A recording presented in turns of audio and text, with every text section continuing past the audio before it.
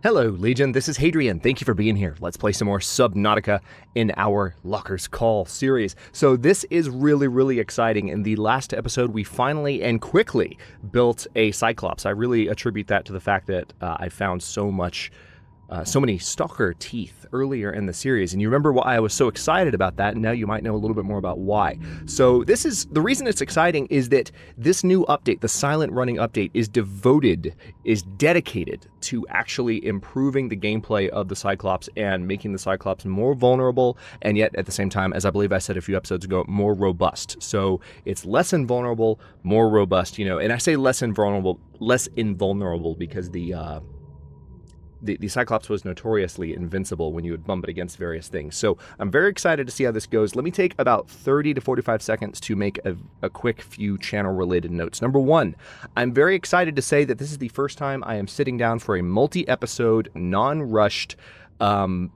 just 5-episode recording run. I'm recording 16 through 20 starting now in my new recording space in my new apartment, and I'm very excited to say that I've finally finished moving after a week. We had some rain delays. My dad hurt his wrist. It was fun times, and this is the first day in several where I haven't had to go over to the old place because I'm out of the old place. I turned in my keys and I'm done, so I have time to sit down and do an extended recording session and then unpack some stuff later in the afternoon while this stuff is encoding. So what I want to say, since this is the new recording space, is number one, please let me know if you have any feedback on how I sound. I think the audio sounds good. There are still some adjustments I want to make that have to do with some of the things I do to cool the space. But ironically, in past Subnautica series in particular, I've asked for a lot of audio feedback, and I want to return to that because you guys have been very helpful in the past. So those of you particularly with good ears who are sensitive to slight differences in how the audio might sound compared to how it was before I talked about my move, then please let me know. Number two, this is episode 16 of Into the Locker. So those of you who are new to the channel might not know this, but in 5 short days, this series will be taking a 20-day hiatus in order for me to return to a little 6 p.m. favorite called Roma Galactica in Stellaris. Believe it or not, it's already here. In 5 days from this moment, as the moment you're watching this, if you're watching it live at 6 p.m. on the day it came out, Roma Galactica will be returning to the 6 p.m. slot, and this series will be taking a bit of a break. I think that when the series comes back, it might not be in the 6 p.m. time slot. More on that much later, but I just wanted to acknowledge that that's coming. So those of you who maybe are newer to my channel as a result of watching this series isn't going away. I just like to rotate content to where one series isn't dominating for too long. So anyway, let's go ahead. This thing is on... Head slow. Head slow. Head standard. Head standard. All right, let's try that. We need to get over to... I need to be a little careful. It's nice to see the steering wheel finally turning. Oh, that's so cool. All right, we're going to get over to base alpha.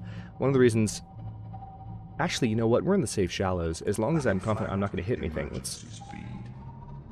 Let's go to emergency speed. There we go.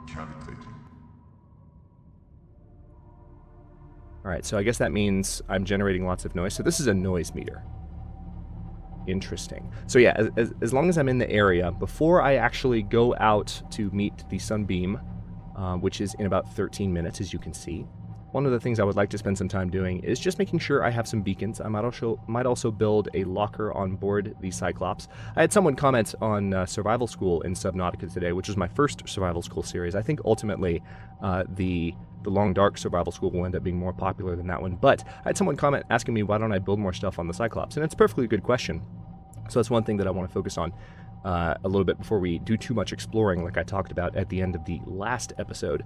But even before that, I want to make sure I have beacons, and then yeah, we're going to build a locker or two on board the Cyclops to ensure that I have space to put things that I find, and where I can empty my inventory upon returning to my mobile base here, because that's what the Cyclops is. It's a mobile base, and it's wonderful, and it makes me happy, and I can't wait. I'm excited to be able to go out and explore with this thing. So we are approaching base alpha. It's actually in... Oh, they still haven't fixed that? Really? Really? Okay. When you're looking outside of the Cyclops window, you can see interior items in a base. It's really kind of obnoxious, and I hate it. But it is what it is. All right, so hang on. Let's check something out real quick. Let's stop the sub, first of all. Let's look at the external cameras. This is the keel camera. It seems like I will clear... Good, I can move while I'm... Oh, this is good. This is like a backup camera. I can completely steer the sub while in this camera mode. That's fantastic. Hi there. Yes, yeah, you don't like me, do you? Well, you're not going to be able to get much by attacking me, so chill out. I wonder how much damage a stalker does to this thing. I doubt they do much, but I mean, it's a big hunk of metal, so it's no wonder. It's little wonder that the Cyclops, or that the stalkers like it so much. Oh man, I love this. Look at this. This is so cool. They're still attacking it. And as you can see, the top of the thing is actually well out of the water. God, I love this vehicle. All right. And then this is the rotor camera. So this is this is the actual backup camera. Okay, so is it oh, hi. Hey, how's it? Oh, it's the water is the water's hitting the camera. Oh, not the water, the bubbles from this thing. I wonder if that actually does damage. I need to keep an eye on the timer there too. I'm trying to point to the thing. But if I just hit escape, does that back out of it? Yes, it does. All right, so the hull is it's a little bit damaged, but we're okay. I can do a little bit more repairs later. Oh yeah, we're definitely up above the water surface at the moment. But I would like to go ahead and pop into the... Well, you know what? No, let's not. Let's just go straight down. I need to get... Wow, words. I need to get the materials for some lockers, which we're going to do. Ah, it's beautiful. I wonder if those bubbles are actually damaging the thing. All right, let's pop inside here. Why, thank you. Your voice sounds strange after listening to the Cyclops for a little bit. Let's pop a few lantern fruits into our belly. 2, 3, 4. Didn't really do a lot to help. I really wish the day... I really miss the days when that thing was a little bit more robust. Now, is it glass that required... I can't remember the locker. No, yeah, it is glass that's required. So we need a little bit of glass. We've already got the titanium on us that we need to make a locker, so we can go ahead and do that. I think I had some quartz stored away somewhere, unless I used it, which is it's very possible that I used it. I think I also had some items that I set aside that I need to pick back up, like for instance these disinfected waters. I don't have any extra batteries on. Actually, I already have 3 beacons that I can drop, so maybe I don't need to make more. There's some glass. There we go. That 3 glass that I totally ignored in the last episode. I knew it was there. I just kind of made the arbitrary decision without vocalizing it to not use it. So that's that. Let's see. So that should be enough, actually. Now, do I have any copper on me anywhere? No. I keep going up to the fabricator like it's a damn locker. I've done that so many times in the past few episodes. All right, I don't think I have any copper on me. I can find some nearby, but I'm not in a rush to do that. Let's just go ahead. All right, I'm curious to see how much the Cyclops hull... Captain, all systems online. I love that voice so much. Okay, let's turn the internal lighting off. We do want to mess with the naming of this thing in a bit. I haven't forgotten, I promise. I just wanted to jump in and start piloting this thing around because that's what really matters, right? Tell you what, let's go ahead and build our locker. We need to get over to where the Sunbeam is going to land. Quote unquote land as well. So we'll work on that. Can I put you here? There we go.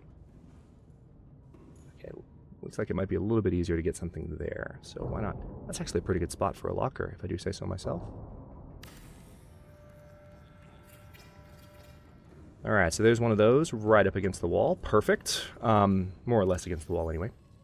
And then maybe we can carry some stuff with us later on. I'm going to put this glass up because I don't really need it at the moment. We'll put the lead up as well. I think I've got every other tool that I need on me. Let's go ahead and drink some of this. And then I do need to get some food before I get going. So let's go outside and catch us some fish. And then we're going to head straight over.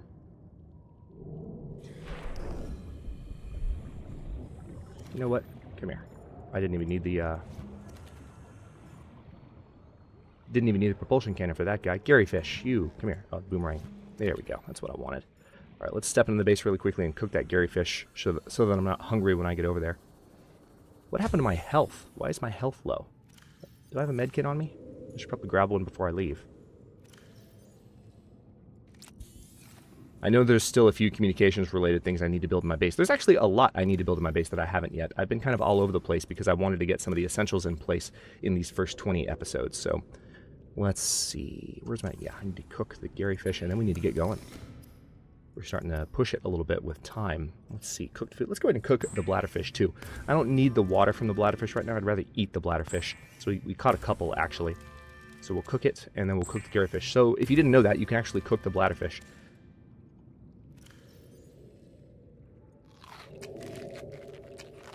That's better. All right, let's get going. God, look at that thing. It's beautiful. Beautiful, I might cry. Okay. Inside we go. Again, we are going to rename it. Just we have to take care of paying a visit to where the Sunbeam is first. And I actually think in order to get over to the Sunbeam, I'm going to leave my trusty new Cyclops here. We're not going to take this thing into danger just yet, because if we go over to the island, then we are in range of the... Why, thank you.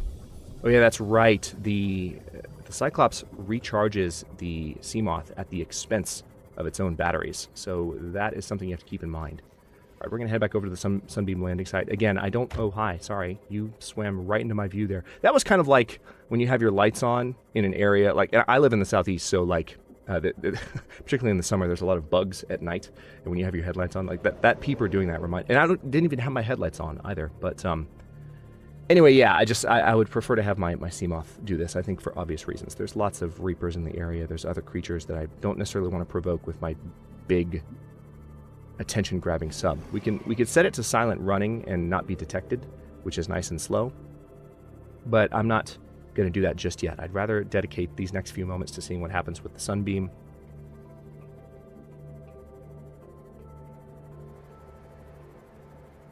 Alright, notice where we are. It's saying that they're going to land right there next to that big old piece of technology. There's a big old piece of quartz. Oh, hi, another piece of the Cyclops that I never picked up.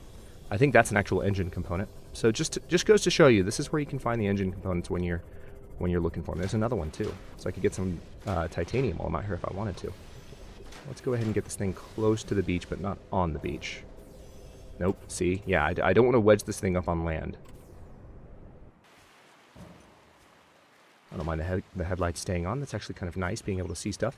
Now let's get this thing out, because I feel like we might have some little buggers. Literal little buggers just try and... What's with the 0 meters? Oh, the 0 meters is showing me that I'm at the landing site. Interesting. I think it is anyway. Is that what it's showing me? That I'm at the landing site for the Sunbeam? I'm looking at the thing at the top center of the screen. 0 meters, whatever that is. All right, tell you what. Let's go ahead and switch to the flashlight. Oh, hi. The minute I pull up my inventory, you come here. Bastard. Come here. Go away. I'm going to need to replace my battery in this thing soon, but we have plenty of spare, so it should be okay. Yeah, that's showing 50 meters, but the top thing is showing 0 meters. Why is that? Is that a depth indicator that didn't go off the screen properly? Let's have a look real quick. Or is that always there and I'm just now noticing? Yeah, okay, that's what it is. It's a depth indicator that's always there, and I'm just not used to looking at it on land or seeing it on land. So, okay, I just happened to tune into it. That's fine. 3 minutes away. I'm just going to kind of explore the area and see if there's anything I can find. People were telling me that one of the things I could have done when I was here previously is I could slash into this thing. Oh, hi. Hi there.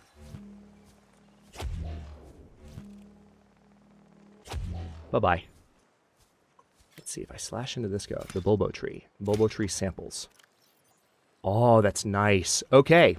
Thanks for that tip. I didn't know that. People were telling me that when I was thirsty, I could have just found a Bulbo tree and slashed into it for that. So that's good to know. The samples, I might even be able to... That would be cool to grow one of these in my base. That's really, really hydrating. I like that a lot. So these things that are... I was actually joking in a previous episode about how it's oozing all of this... all of its own, like, sap. And I thought it was sap, but I guess it's supposed to be water that it's oozing. Now, this thing is going to need a battery replacement soonish. We're 2 minutes away. Let me go ahead and replace its battery. There we go. Nice and quick. So there's the landing site. I almost kind of hope the sun rises in the next few minutes because I want to see what's about to happen in the daylight. And those of you who have played Subnautica a lot and who know what's about to happen, I'm sure you kind of understand. Let's, tell you what, just for safety's sake, because I don't want to get attacked while I'm doing this, let's pop into the Seamoth for a second to where we can sit and quietly investigate our PDA. I'll guess I'll go ahead and turn the lights off. Ping manager. Okay, here's our Cyclops. Yeah, see, this thing I want to be... Do we want the Cyclops to be a different color? No, it could be green. We've set all of the vital... pings to be green so far, except for the life pod, which is the traditional gray. That's just the Subnautica traditionalist in me. So that's kind of what I was thinking there. Yeah, I really do kind of hope the sun rises in the next couple of minutes. I think it's It should be close, because it's been nighttime for a while. Let's hop up on top of this rock. Should give us a better view of any approaching crawlers. Actually, don't see any nearby. And there's the sunrise. Perfect. I wonder if they timed that.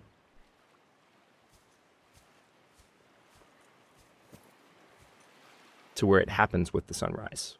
Let's stand on top of this rock.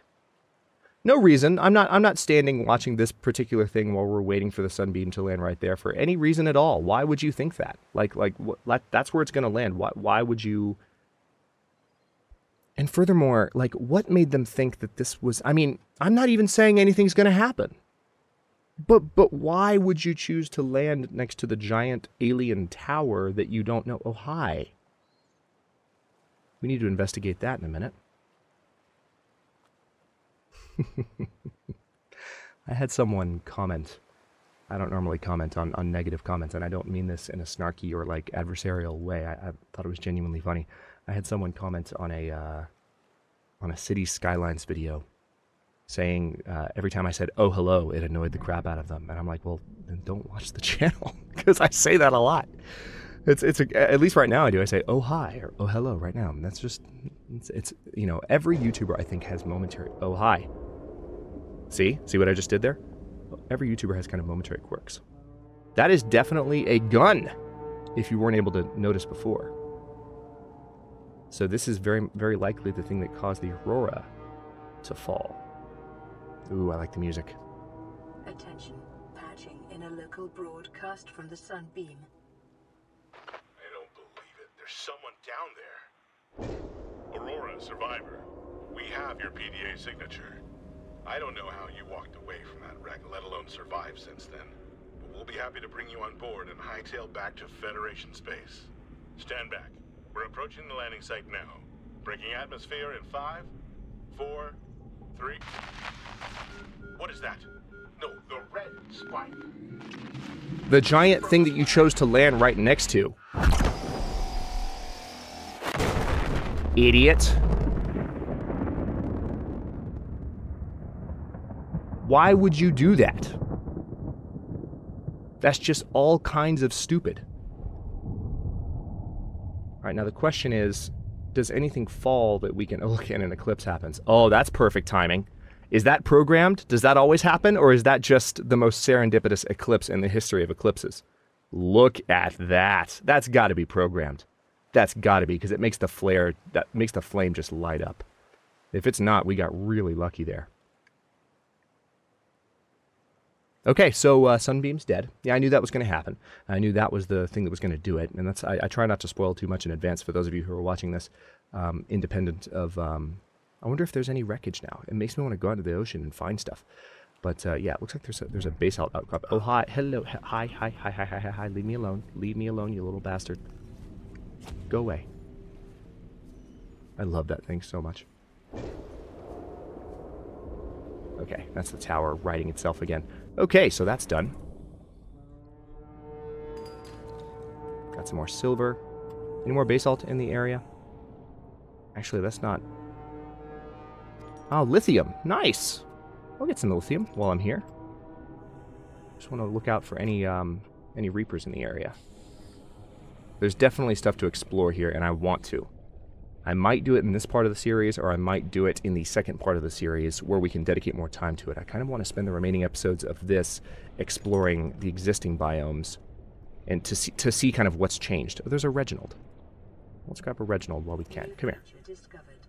So, quick note about the Reginald, for those of you who are newer to Subnautica. Reginalds are one of the most nutritious, if not the most nutritious fish you can eat in the game. Now, right now, if I ate him, of course, it would be really hazardous to my health. But one of the reasons they are so useful, and you get excited when you see them... I think I called that a basalt outcropping a minute ago. That's a basalt outcropping. The other one was a different type. The red one that I broke apart. Is this one too? Yeah, it is. Holy crap. But yeah, the reason they are so useful is that they are slow and easy to catch. Watch. Hey, look, here's a Reginald. He's running from me, but I can catch up to him very easily. So not only are they nutritious, and yummy, but they're easily procured. Okay, now I'm just curious. I've got to swim down here and see what kind of outcropping this is. This is a sandstone outcropping, right? Yeah, it's a sandstone outcropping. That's what it is. More Reginalds in the area. So yeah, anytime you can find an area that reliably has a bunch of Reginalds, that's where you should be going. Uraninites, sandstone. Yeah, we definitely need to go down there and explore more. But there's some magnetite too. Let's use the Sea Glide and get down there and grab that really quickly. Got it. All right, back up to the top. Oxygen. Okay, so that happened.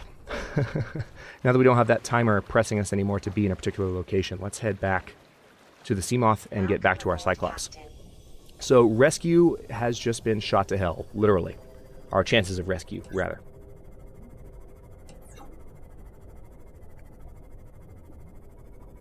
We're going to head back towards the base, which is, I think for a second it was 1337 meters away. The life pod was anyway. But we're going to head to the Cyclops. You can see it right there.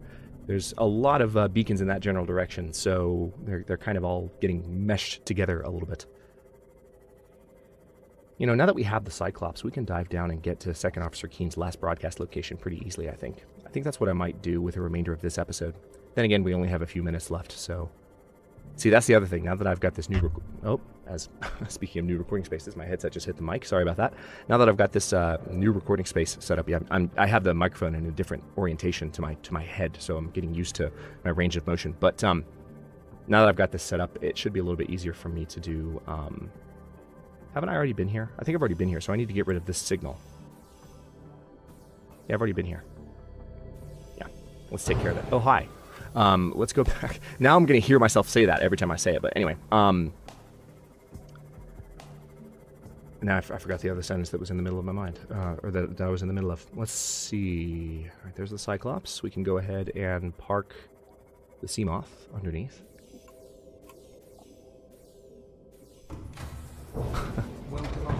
We just got randomly attacked. Systems online. I noticed that voice intro is playing much more reliably than it used to. Let's step up here and see how our life is. Yeah, we're still fine. It's barely taken any damage, actually. All right, so before I do anything else, because I do need food, let's see. We need a submarine name. Can't remember what we named it in the past.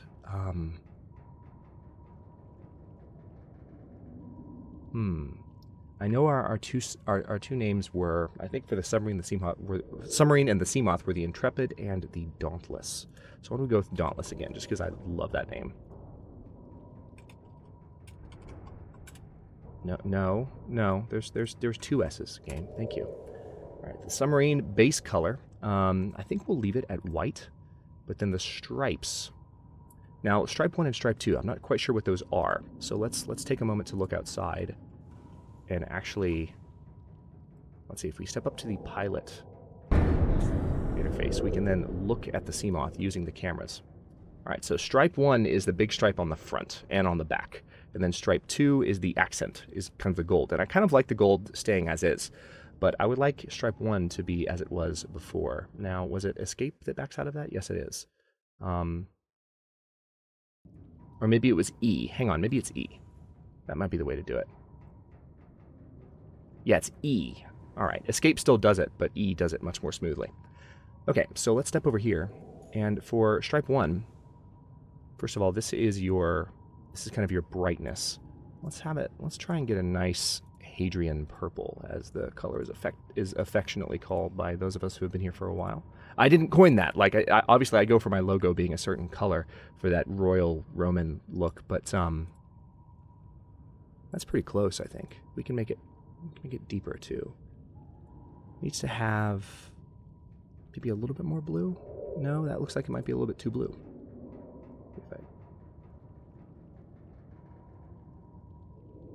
That looks right. Let's go with that. And now, if we step outside and pull up the cameras, what does it look like? That might be a little bit too purple. Yeah, that's a little bit too purple. Hang on. There's a certain... With this color... Oh, hello. I didn't... Oh, man. Just ruined it.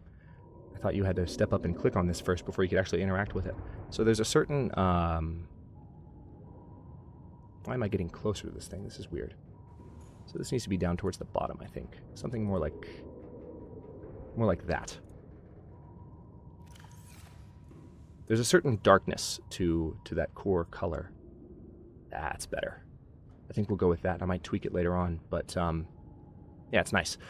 Okay, so let's step away, and we're actually at the 25-minute mark. Yeah, that's what I was going to say, is that it'll be a little bit easier now that I have this new recording space to stay on point with 25-minute episodes, because I can actually do more, and I don't feel as compelled to record for extra time because I've been unable to have a normal schedule, and I feel compelled to play more.